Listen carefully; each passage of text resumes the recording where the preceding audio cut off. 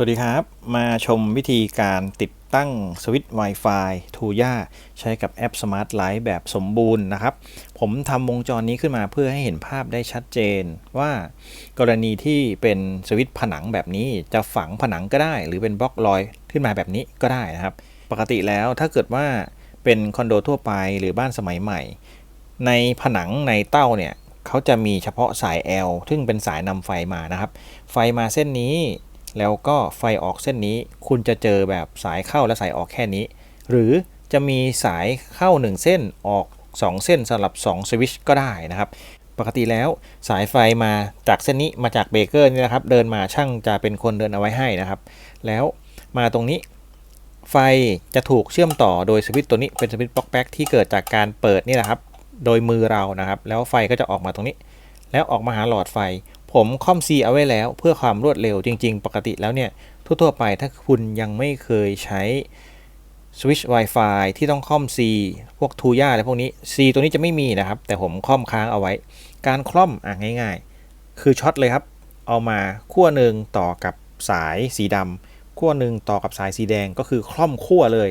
ปกติแล้วถ้าเอาสายไฟมาต่อกันนี่ช็อตแน่นอนแต่ C เนี่ยมันทำหน้าที่ให้ไฟผ่านเล็กน้อยนิดเดียวเพื่อให้ตัวเนี้ยสวิตช์ Wi-Fi ที่เราจะใส่เนี่ยมันทำงานได้นะครับนี่เป็นหลักการของคนออกแบบระบบนะครับมาดูกันว่าผมจะเสียบปลั๊กนะผมใช้ตัวนี้เป็นปลั๊ก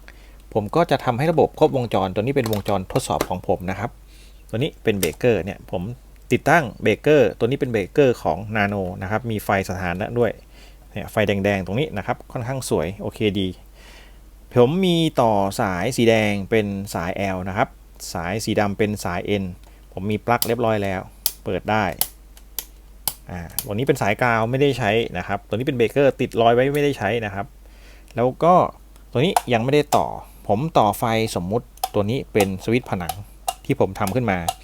ปกติแล้วสวิตช์ผนังผมขออธิบายนิดนึงเขาจะมีเดินสายตรงนี้มาจากฝ้านะครับปกติแล้วถ้าเป็นเบรกเกอร์ตู้เบรกเกอร์หลายๆตัวเบรกเกอร์ย่อยเบรกเกอร์ใหญ่อยู่ในตู้เมนของห้องของตึกของบ้านก็แล้วแต่เขาจะเดินผ่านออกมาเป็นเซอร์กิตนะครับตัวนี้คือเดินบนฝ้าหรือเดินบนเพดานนะครับเดินมาแล้วก็มามุดเข้ามาที่เต้าสวิตช์ของเรานะครับตัวนี้เป็นเต้าสวิตช์ทั่วไปแล้วก็จะออกไปหาหลอดไฟผ่านกลับไปทางเดิมนี่แหละครับปกติจะเป็นสายไฟคู่หนึ่งกลับขึ้นเพดานเพื่อไปหาหลอดไฟจะมีกี่หลอดก็แล้วแต่บางที่สายไฟเส้นเดียวต่อพ่วงไปเลี้ยง4หลอดก็มีเลี้ยง2หลอดก็มีแต่ผมต่อพ่วงไปเลี้ยงแค่หลอดเดียวเพื่อให้เข้าใจง่ายนะครับแล้วเป็นสาย L ตรงนี้ออกไปเข้าหลอดไฟต่อออกมาเป็นสายตัวนี้สีดำสาย N นะครับมันคือเข้าไปเลี้ยงหลอดไฟแล้วก็ออกมาผ่านสาย N นี่แหละครับ N ย้อนกลับไปตรงนี้นะครับย้อนกลับไปเข้ากลับไประบบให้เข้าใจง่ายๆอิเล็กตรอนวิ่งเหมือนน้ำวิ่งนะครับน้ำมาจากข้างนอกมาจากการไฟฟ้าเข้ามาผ่านเบรกเกอร์เราเหมือนวาล์วครับแล้วก็ผ่านมาทางนี้น้ำไหลเข้าอิเล็กตรอนไหลมาเราเปิดปิดตรงนี้อิเล็กตรอนวิ่งผ่านเหมือนน้ำวิ่งผ่านปุ๊บมาแล้วเข้าหลอดไฟเลี้ยงทำงานเขาก็ดึงไปใช้นะครับอิเล็กตรอนก็ไปทำให้ไฟติดแล้วก็ผ่านมาย้อนกลับมันต้องวิ่งย้อนกลับครับวิ่งย้อนกลับไปการไฟฟ้านี่คือครบลูปตัวนี้เปรียบเสมือนวาล์วน้ำสวิตช์ไฟทุกอย่างมันเสมือนกันคล้ายๆกันอิเล็กตรอนวิ่งนะครับคราวนี้เพื่อให้วงจรตัวที่เป็น Wi-Fi ที่เราจะติดตั้งทำงานเขาก็จะมีออกเป็นวิธีของการออกแบบทางไฟฟ้าเพื่อให้ตรงเนี้ยมันมีการลัดวงจรนิดนึงเพื่อให้สวิตช์ Wi-Fi ทำงานอันนี้เป็นหลักการต้องเข้าใจแนวนี้เอาไว้นะครับโอเคคราวนี้เราจะเปลี่ยนตัวเนี้ยเป็นสวิตช์ Wi-Fi ของทูย่านะครับเราต้องตัดระบบปกติแล้วตัดระบบแบบนี้ก็ได้นะครับตัดแล้วลองเช็คดูหน่อยสิว่าไฟมาหรือเปล่านะครับถ้าเราต่อถูกตรงนี้ต้องไม่มีไฟแล้วก็สายที่เป็นสาย N ก็ต้องไม่มีไฟชัวร์นะครับโอเคถ้าเอาใหม่ตรงนี้มีไฟ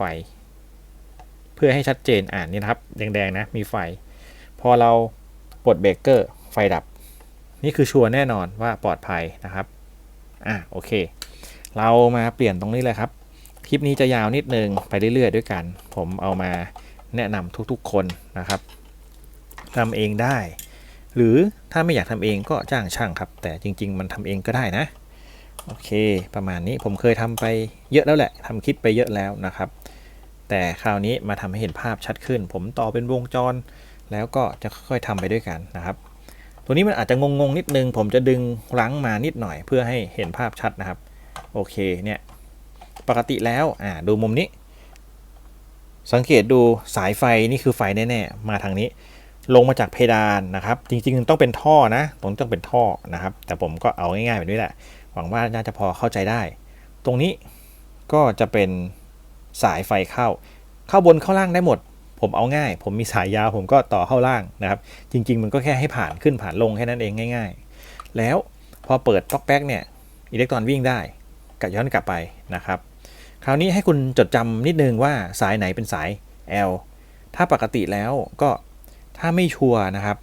คุณก็ถอดรอยไว้ก่อนประมาณนี้เดี๋ยวผมจะถอดรอยไว้วิธีถอดนะครับจิ้มเข้าไปแบบนี้นะครับอันนี้คือของจริงนะจิ้มเข้าไปคุณก็ดึงออกมาเลยนะครับแล้วก็ลอยไว้แล้วอีกฝั่งหนึ่งเอาตัวเนี้ยที่เป็นไขควงแบนจิ้มเข้าไปแล้วก็ถอดออกมาเลยนะครับคุณก็จะได้สายแบบนี้ลอยเอาไว้หาอะไรก็ได้มาแยกเขาอย่าให้เขาแตะกันนะครับคุณก็ถ้าไม่ชัวร์นะครับวิ่งไปเปิดเบรกเกอร์ปั๊บไฟติดอันตรายละนะครับจังหวะนี้นะแตะดูมีไฟไหมไม่มีไฟแตะดูนิดนึงว่ามีไฟไหมอ้าวอันนี้มีไฟเนี่ยครับไฟติดโอเคตัวนี้คือสาย L ไฟมานะครับแล้วก็มาร์กเอาไว้ปลดเบรกเกอร์ไม่มีไฟละนะครับโอเคชัวร์หลังจากนั้นคุณก็เอาสวิตช์ Wi-Fi 1 ปุ่มครับมาต่ออย่าลืมนะว่าคุณต่อไม่ครบอยู่แล้วตัวสวิตช์1 ปุ่มของทูย่าเนี่ยเขามี N มี L มี L1 นะครับแต่คุณมีเฉพาะ L กับ L1 L1 คือไปหลอดไฟนะครับตัวนี้นะคุณไม่มี N ฉะนั้นคุณต้องใช้วิธีค่อม C ซึ่งผมค่อมแล้วนะครับให้ต่อตัวนี้กับ L ไฟมาโอเคนี่นะครับต่อแบบนี้นะช้าๆไปด้วยกันบางจังหวะหยุดคลิปดูก็ได้นะครับประมาณนี้นะครับตัวนี้สายไฟสั้นไปนิดนึง L1 เดี๋ยวผมหาทางขยายให้มันยาวก่อนโอเค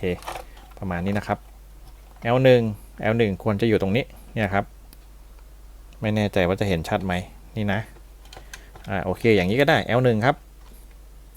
ตรงนี้ L1 เพื่อที่จะให้ L1 จ่ายไฟไปยังหลอดไฟนะครับโอเคแน่นพอประมาณนะแนะนำว่าเป็นไขควงแฉกผมก็มีหลายแบบโอเคแบบนี้ดีกว่าเนี่ยครับดูช้าๆว่า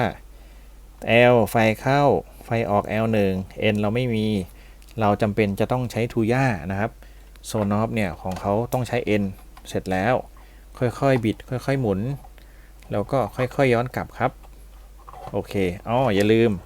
บางทีเนี่ยคุณจำเป็นจะต้องขันน็อตนะคุณก็ต้องแกะตัวนี้วิธีแกะให้เสียบเข้าไปตรงๆนะครับแล้วก็งัดไปทางด้านหน้างัดไปทางด้านหน้างัดไปทางนี้นะงัดตัวด้ามไปทางด้านหน้านะครับโอเคเสร็จแล้วคุณก็ค่อยๆดึงสายไฟย้อนกลับเข้าไปนะครับค่อยๆนะก็ใส่บางทีอาจจะเข้าเบ้าไม่ได้เข้าเบ้าได้ก็โอเคนะครับเนี่ยเรียบร้อยถ้าพอดีแบบนี้คุณก็แค่ขันน็อตย้อนกลับไปนะครับประมาณนี้ขันน็อตไปก่อนตอนขันก็ระวังนิดนึงนะครับผมทำให้ดูทุกสเต็ปน่าจะเห็นภาพเข้าใจได้ง่ายขึ้นก่อนหน้านี้ผมทำเป็นวงจรทดสอบมันจะงงๆนิดนึงโอเคนี่นะครับเสร็จแล้วขันพอดีนะอย่าแน่นเกินไปเพราะว่าเขาเป็นพลาสติกเดี๋ยวเกลียวหวานและอีกอย่างหนึ่งตัววงจรมันจะงอนะครับไม่ต้องแน่นมากหลังจากนั้นให้ดูบากตรงนี้เพราะว่าถ้าคุณใส่ไปแล้วเนี่ยใส่ผิดด้านมันจะงัดยากมากนะครับเพราะว่าตรงเนี้ยมันจะไปค่อมบากตรงนี้ให้คุณเล็งดีๆจังหวะใส่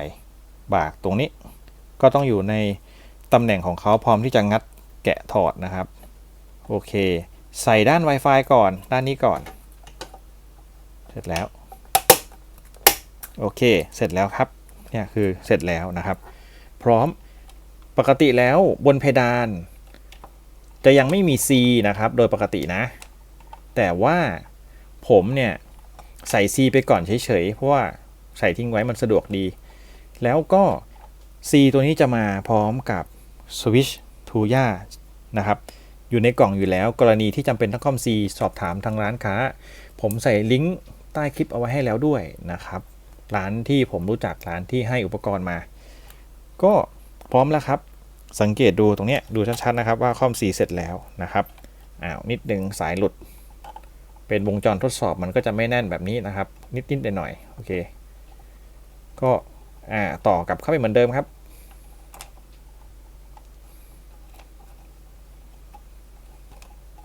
แน่นละโอเคนะครับพร้อมก็เสร็จแล้วครับนี่คือการเปลี่ยนสวิตช์เดิมจากสวิตช์ป๊อกแป๊กตัวนี้เป็น Tuya Smart Switch Wi-Fi รุ่นใหม่ที่มีแบ็คไลท์ด้วยนะครับพร้อมเช็ควงจรนิดนึงนะครับครบแล้วคอม C แล้วด้วยก็เปิดครับพอเปิดสังเกตดูตรงนี้ไฟติดแล้วนะครับเปิดได้แล้วเนี่ยครับ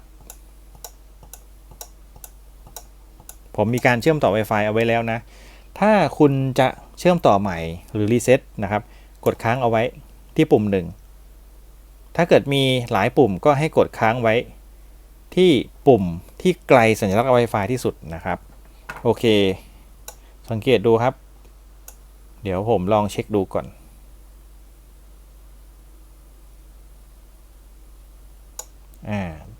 รีเซ็ตนะครับเดี๋ยวลองสังเกตดูนะปกติแล้วถ้ารีเซ็ตเรียบร้อยเนี่ยมันจะต้องออกจากระบบนะครับ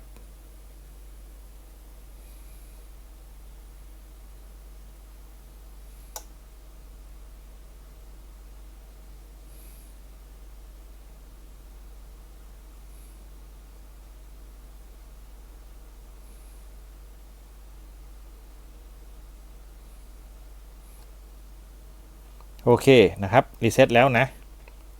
กระพริบรัวแล้วนะครับไม่ว่าจะเป็นกรณีไหนนะครับถ้าเกิดว่าเป็นซื้อมาใหม่เชื่อมต่อแล้วไฟกระพริบอยู่แล้วก็สามารถเชื่อมต่อมือถือได้เลยหรือมีการเชื่อมต่อไว้อยู่แล้วติดตั้งเรียบร้อยแล้วแต่ต้องการรีเซ็ตเพื่อเปลี่ยนชื่อ Wi-Fi นะครับช่างเน็ตมาเปลี่ยนเราเตอร์แบบเนี้ยเราก็สามารถกดรีเซ็ตได้แบบเมื่อสักครู่แล้วเปิดมือถือขึ้นมาครับหลังจากนั้นก็กดเครื่องหมายบวกตรงนี้ใช้แอป Smart Life นะครับกดเครื่องหมายบวกตัวนี้เราก็แอดครับปกติถ้าเป็นรุ่นใหม่ล่าสุดเขาจะขึ้นมาโดยมี Bluetooth Edge ก็กดแอดใส่รหัส Wi-Fi แล้วก็เลือก Wi-Fi ให้ถูกต้องครับโอเคมาแล้วครับเจอแล้วเหมือนกำลังคุยกันอยู่เจอชื่อแล้วเจอแล้วด้วยว่ามี1ปุ่มครับพร้อมเชื่อมต่อเชื่อมต่อได้แล้วเสร็จสมบูรณ์โอเคเนี่ยครับ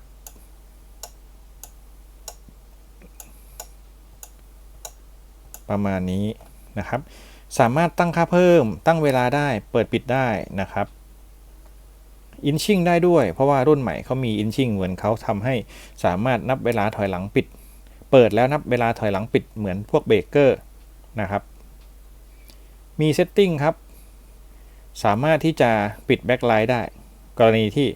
คุณปิดไฟนอนคุณต้องการให้ไฟพวกสีฟ้าเนี่ยมันปิดไปด้วยปิดแบ็คไลท์ครับเนี่ยก็จะเป็นแบบนี้เปิดไฟสว่างก็จะเห็นไฟแดงถ้าปิดไฟก็มืดสนิทประมาณนี้นี่ก็เป็นวิธีการติดตั้ง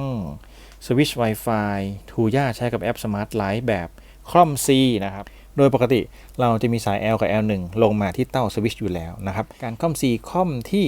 ปุ่ม1อย่างเดียวนะครับ L1 เท่านั้นเดี๋ยวผมทำคลิปถัดไปสำหรับคลิปนี้ก็มาให้เข้าใจง่ายๆโดยวงจรเสมือนแบบนี้นะครับท่านใดมีคำถามคอมเมนต์ไว้ได้เลยเดี๋ยวจะรีบทดสอบแล้วมาตอบให้คลิปนี้ขอบคุณที่รับชมครับสวัสดีครับ